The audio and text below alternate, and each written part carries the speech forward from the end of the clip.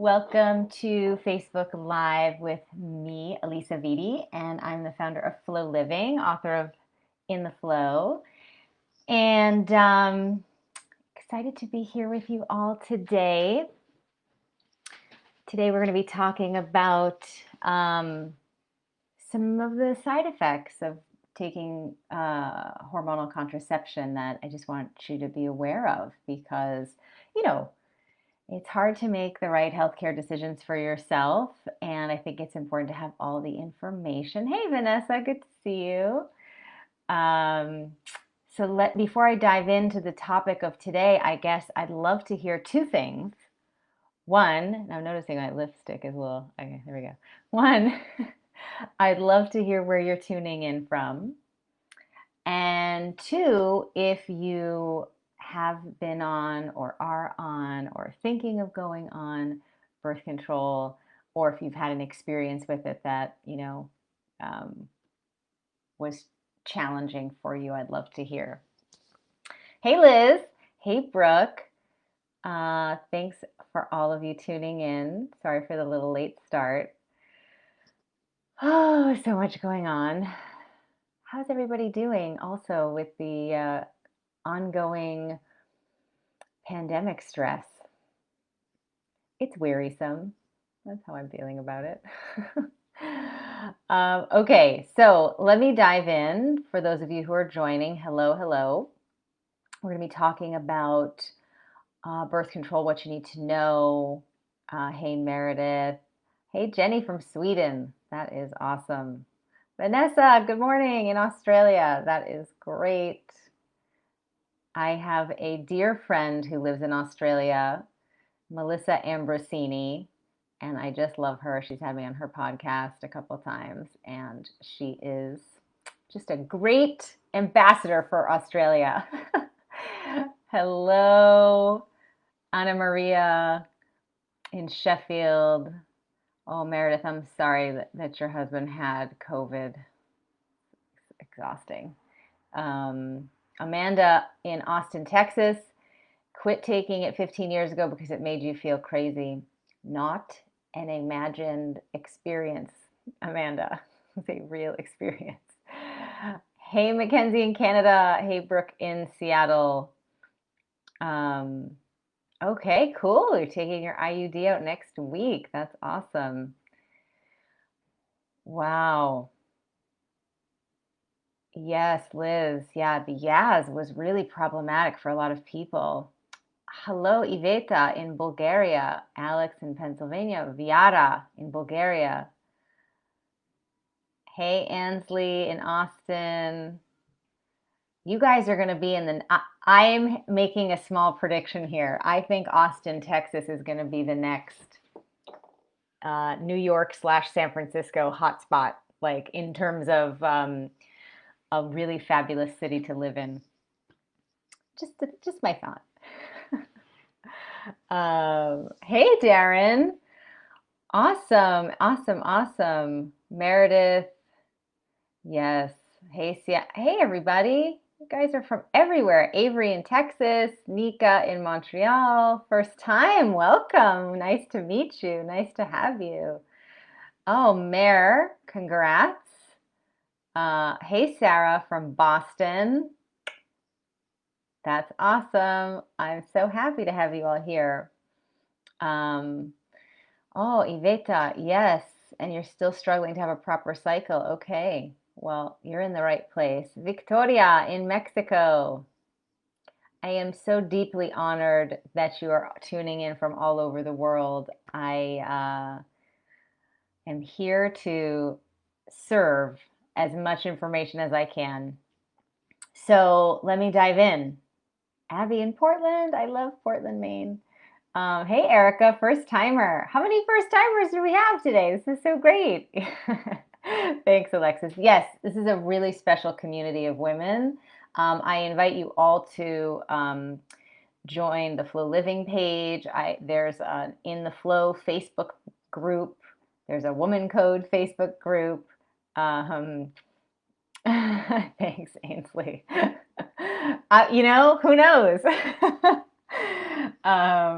Maria, Mwah. Hey, Gloria. Maria and I go way back. Hello, Belle. So great to see you all here. All right, so let's dive in. Let's talk about what we're going to talk about. And stay tuned at the end because I'm going to give you my cell phone number so you can text me. It's very exciting, something new. Okay, welcome, Brooke. Hey, Amanda. So nice to have everybody here. All right, so listen,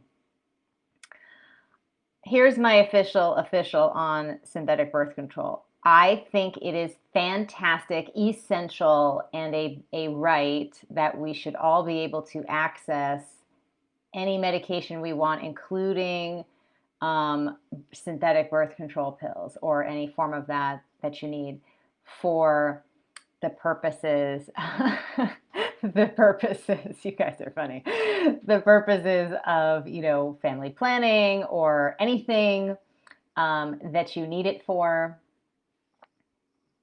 You should be able to have that.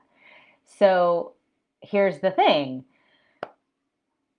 I think that aside from having access, we should also have access to all the information about the potential, repercussions that the medication, can create in your body around your health as a whole and with your hormones. So I wanted to just like really go through that with you today, and give you some tools that you can download and access at the end to help you if you are struggling with, as Iveta was talking about earlier, that coming off has been something that's been still challenging for her. That's pretty common.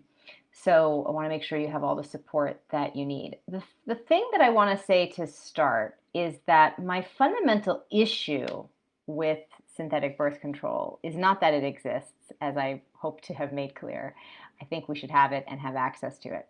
My fundamental issue with it is that it is being talked about, prescribed, and mainly used not for prevention of pregnancy, but to cure period problems, right? To fix hormone symptoms, and that it is, and that medical professionals who must know that that's not the case, are telling that to you. And the fact of the matter is that it does not fix your period problems. It does not cure your PCOS or your fibroids or whatever. Your symptoms may reduce somewhat, but the root causes of why this issue, whatever your issue has been, has arisen in your body are still happening. So as soon as you take away the medication, they will come back. And what's worse is because you've been on the medication, the things that happen to your body while you're on the medication can actually make the condition harder to deal with. So that's the thing that I have the biggest issue with, and I just want to be super clear about that. So if you're somebody who has no hormone problems and you want to go on it because you want to prevent pregnancy, more power to you. That is great.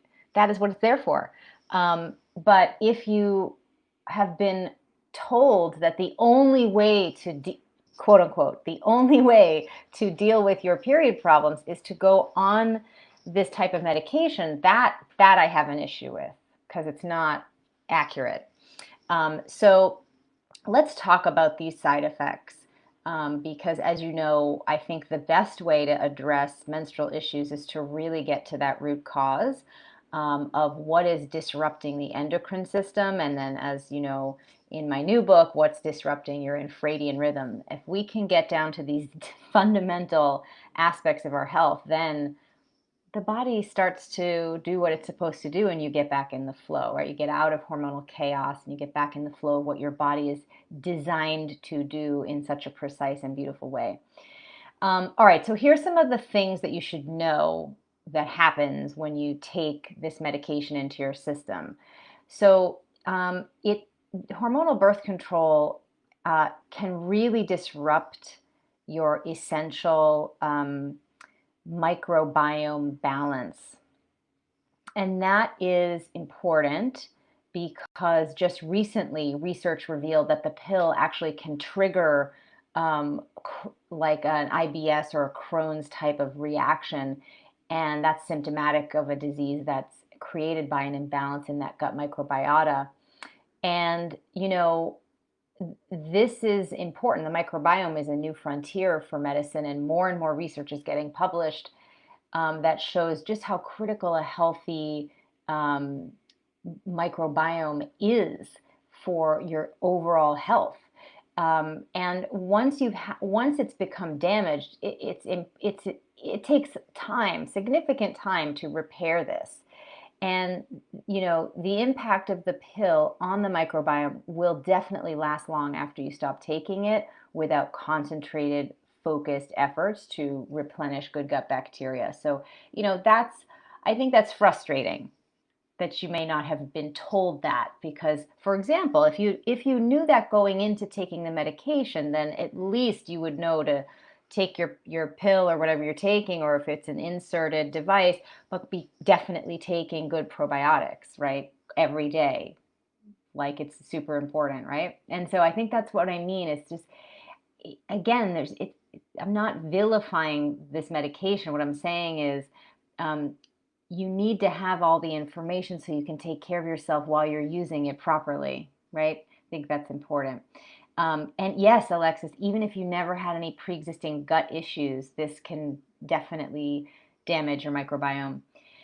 Um, it can increase inflammation in the body. So, for example, if you're prescribed the pill just for cramps or PMS, right, as many women are, that some of that, some of those symptoms of PMS result from hormonal imbalance and inflammation in the body. So, since the pill is not um, addressing these root causes of this hormonal imbalance, you are still having all this inflammation happening in your system. And the NIH published a really important study maybe 15 years ago about how unaddressed PMS in our reproductive years can actually lead to increased risk of the diseases of inflammation later in life. So if you have PMS, we should definitely think to ourselves, gee, let me address this as opposed to let me just take something that will mask it, because you're going to have to deal with it at some point, and the sooner always is the better. Probiotics, Catherine, the good probiotics are ones that are enterically coated, that are going to actually get down into the intestinal tract and make it through the high acidic environment of the stomach. And so the FLO Living probiotics that we formulated are in fact enterically coated, and they're shipped to you in a refrigerated way. Um, so, okay, thanks, Liz. Yes, exactly. All right. So this other thing that happens when you're taking synthetic birth control, again, oral or inserted or whatever, it hormonal birth control can prevent the absorption of micronutrients, vitamins, and minerals. So you're becoming depleted in, ironically, a lot of the micronutrients that you need in order to actually maintain hormonal balance. So that's B vitamins, magnesium, vitamin C, and these have short and long-term impacts on your health. And these micronutrient deficiencies can actually increase infertility issues post-pill because, you know, and beyond just the infertility, for example, I think in another blog article we talked about how 93% of infertility cases have in common a vitamin D3 deficiency, right? So, our micronutrients are incredibly important, and that's just something that we're not told is a side effect of taking this medication. Another thing that is, I think, probably the most problematic aspect of the pill, of this synthetic birth control, is that it suppresses your ovulation. Of course, that's the whole purpose of it. That's the mechanism. It's so that you don't get pregnant. It suppresses your ovulation. But here's the thing. Every ovulation that you have in your reproductive years puts money, if you will, in your bank account later on when you are postmenopausal to protect your heart, your brain, and your bones. Every ovulation is cardio, neuro, and osteoprotective, and you're banking that protection for your postmenopausal years when you no longer ovulate. For you to deprive yourself of that, right? Of all that ovulation during your reproductive years is definitely going to have an impact on your brain, your heart, and your bones postmenopausally. And I don't think that many women would want to, like, what's that expression, like something steal from Peter? I don't know. I can't, I don't think you'd want to like steal from your future self and your future health for something, especially when it comes to just preventing pregnancy. That you could do with other barrier methods or other ways, right? And then, of course, when it comes to actually fixing your period issues, the pill doesn't do that. So you, of course, want to make another choice. So it's really, that's really not great. I think I've already talked about the fact that, like, not addressing your reproductive health issues is a big problem, right? Because PCOS, fibroids, endometriosis, you want to get to the root causes of those things. Just even extreme PMS, heavy bleeding, which is more estrogen dominance. You really want to address that while you are in your 20s, in your early 30s, before perimenopause starts at 35. The degree to which you have period problems that are unresolved in your 20s and early 30s is a great indicator of how problematic perimenopause might be for you. So, again, I'm just advocating that we take immediate action as opposed to being given a medication that does nothing for us in terms of benefiting our overall hormonal health or addressing these conditions.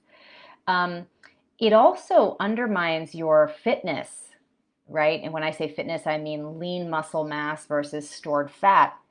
A study actually documented that women on the pill gain 60% less muscle mass than women who are not taking contraceptive medication, right? So this is just any type of strength training that you're doing while you're using that medication, you're not going to gain all that muscle mass. And that's a bad thing because all that lean muscle is going to help you with keeping a healthy metabolism, protecting your heart, and protecting your bones, right? So it's not great to do that. And then, Paris, I'm sorry to hear that.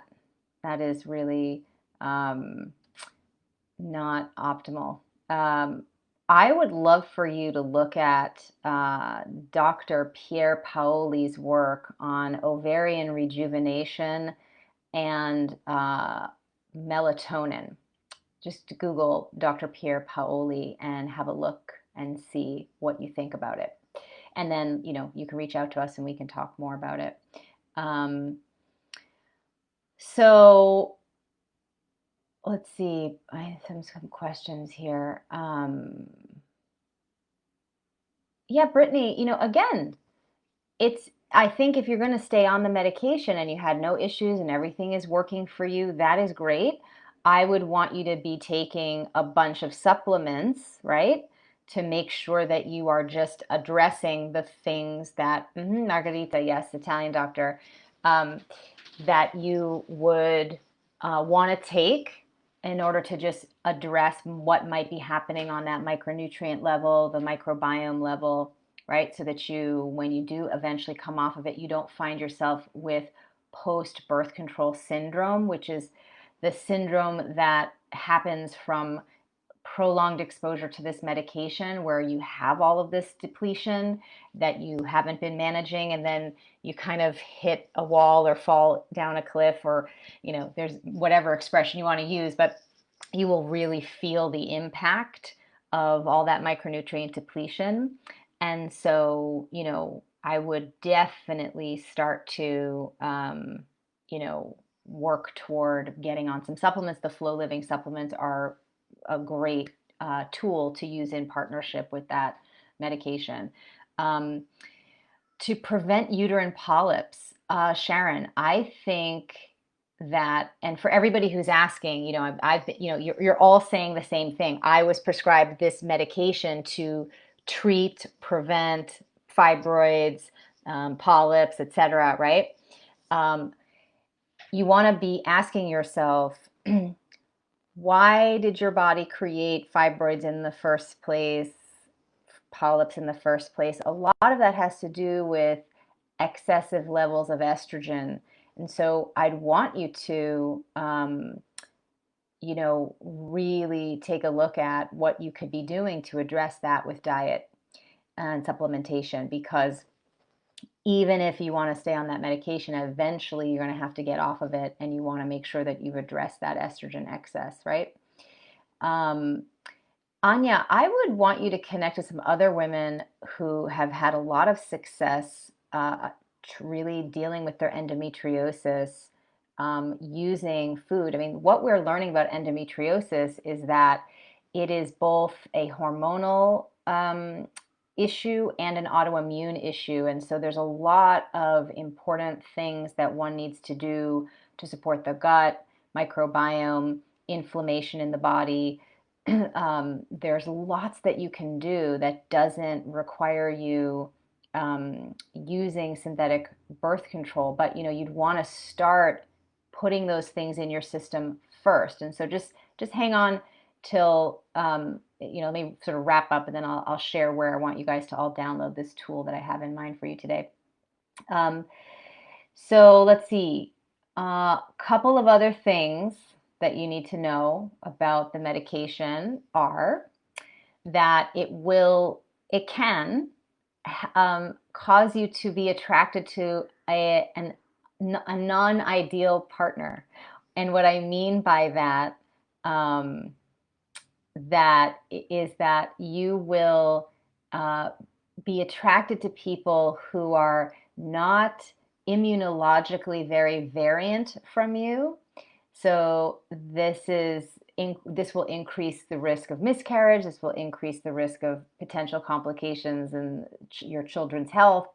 And when you're not on this medication, you will be attracted to someone who is very immunologically variant from you, and that will be, like making your conception better, stronger, healthier fetus, all of that. So interesting. Um, yeah. And a colleague of mine, wonders if the pill actually may be contributing to divorce rates, because if you're picking a partner when you're on this medication, that actually alters your brain so profoundly that you're not actually your full self. And you can look at Dr. Sarah Hill's groundbreaking book called Your Brain on Birth Control. You are not you when you're on this medication, of course.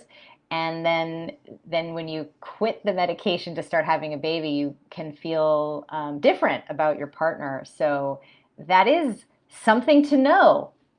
Something to know. I've actually had men who know about this information, who, when in the context of conversations with colleagues, who will make it a requirement that the person does not, like if they're dating, that they go off of that medication so that they can make sure that they're compatible before they get deeper into the relationship.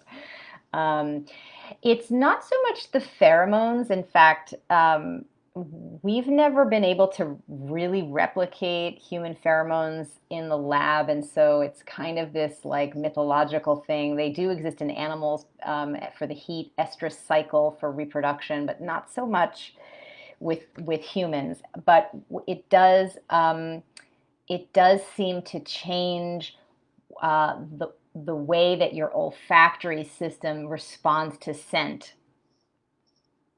according to the study. Both done at Oxford and at Harvard. Really, really interesting. You can look it up. It's called the Sweaty T-shirt study. It has a name.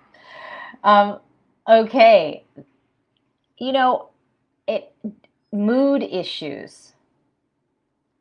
Okay, mood issues are another side effect. Women who go on synthetic birth control, this is a very common side effect, find that they have a major disturbance in their mood. It has been documented to increase the rate of depression. Many women who take this synthetic birth control have to also couple it with an SSRI to address the mood issues. And of course, because you have receptor sites in your brain for all of these hormones, and when you modulate the levels, because you're getting very, very low levels, it can really bring you down. And then you have to take an SSR. I mean, that's not good logic, right? In my opinion, if something is going to cause such a profound shift in your brain chemistry, but you were hoping just to have it fix your period, which it will never do, or just to prevent pregnancy, which you can do with other methods. And by the way, they did try to create male birth control, synthetic birth control, like a pill. And they put these men, a group of men, on the study. For all the men quit after about 2 weeks. They listed all these changes like, mood changes, bloating, acne, decreased libido, and a bunch of other things. And they just said, this is completely not something that is something anyone should tolerate. Interesting, right? Because men have been taught that they should feel good, and you've been taught that you're supposed to suffer. So when you take the pill, you're a perfect candidate to just decide that it's normal for you to feel bad, right? Because you've been conditioned to do that, whereas men haven't, and they've abandoned this whole concept immediately. Yeah, and again, Erin, who's experiencing this right now, right? What's been your thought? Like, gee, I'm so agitated, but I guess I should just stick with it. Likely it's something like that, right? And it should be instead, this medication is causing me to feel terrible. I need to not be on it, which is what men would say. So, just saying, talk to your doctor and figure out a way, to work something out. The sex drive issues, really a big side effect. It can permanently elevate sex hormone binding globulin, which, that's no good. That sex hormone binding globulin is going to affect your testosterone levels profoundly, and that has not just implications for your sexual drive, desire, and response, but also for your health in general. And so again, not a great trade-off. Again, if it did fix these things, then maybe the trade-offs would be worth it. But the medication does not cure your hormone problems, right? So then the trade-offs become like just cuckoo. Okay, acne. Let's talk about that. So there are two types of synthetic birth controls. Ones that have an androgenic effect, which can trigger skin issues while you're on them, and ones that have an anti-androgenic effect, which will suppress your skin issues while you're on them. The thing about the ones that are anti-androgenic is they actually shrink your pores and sebaceous glands to prepubescent sizes, which is not normal because you are post-pubescent.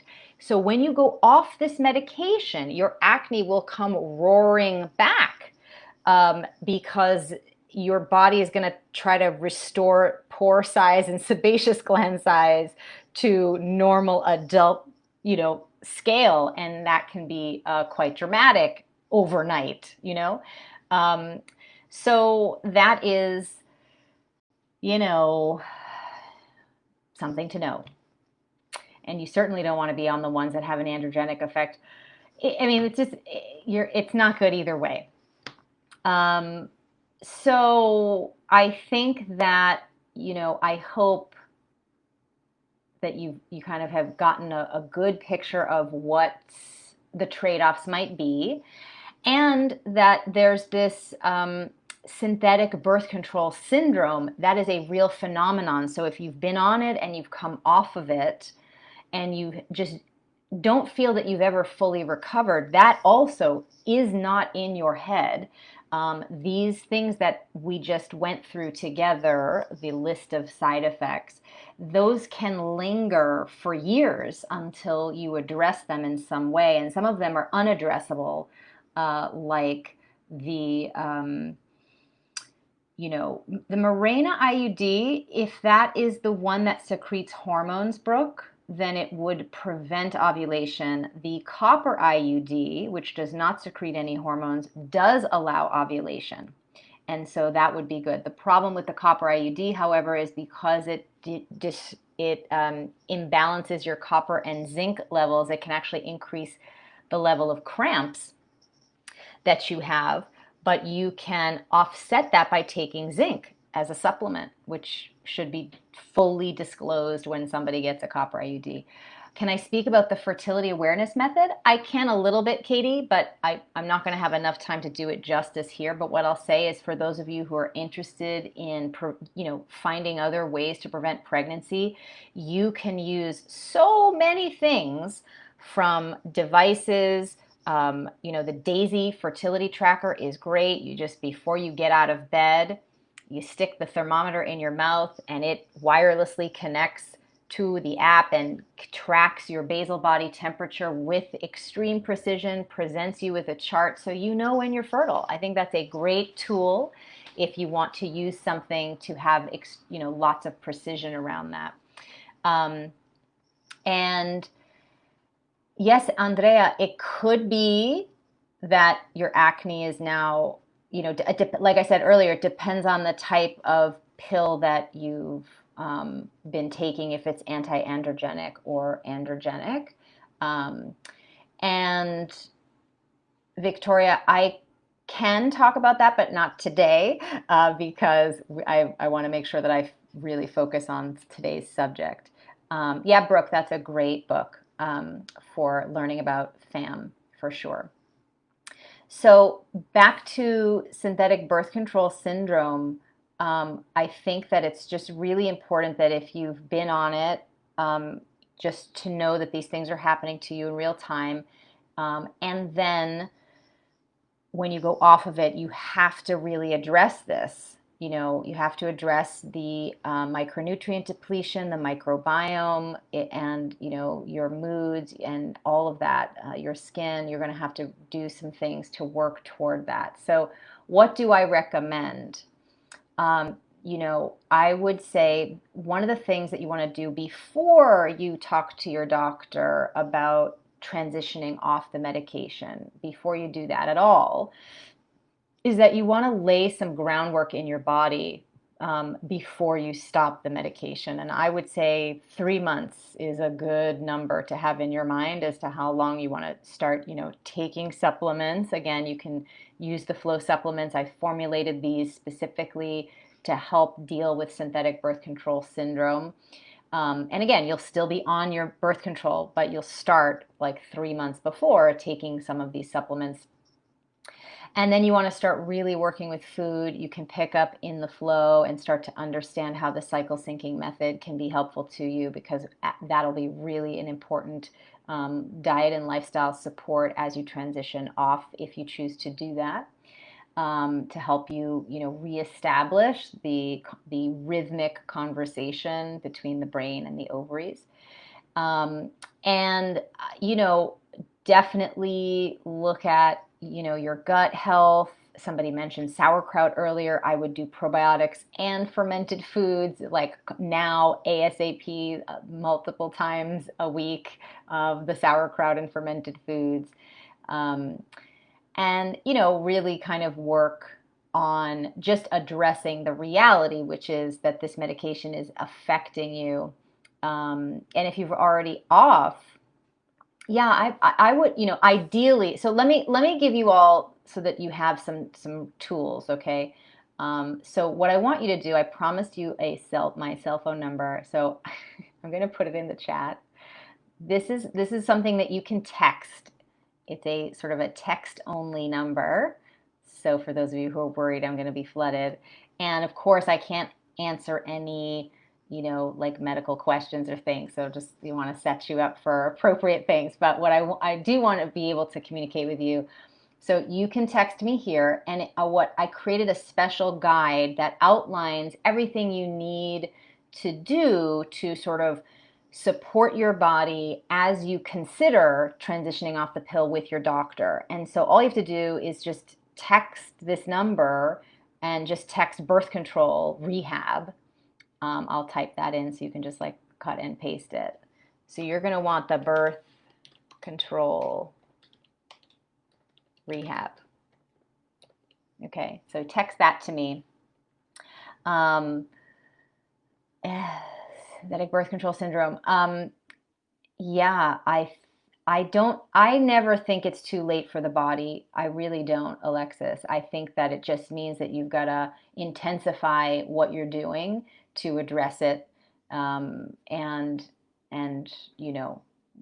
I would love to see, and again, also factor in how long you may have been on it. We'll factor in maybe how long you may need to recover. But, I'm always impressed at what happens with the body when you give it consistent, good micronutrient support, dietary support, and the right type of lifestyle support that doesn't increase cortisol levels, keeping in mind, unless you're synchronizing, unless you're using the cycle syncing method to time your workouts appropriately, you're likely doing workouts at the wrong time and intensity that are increasing cortisol in the body, and that's definitely contraindicated for your well-being. So there's lots that you can do to really start to work on this.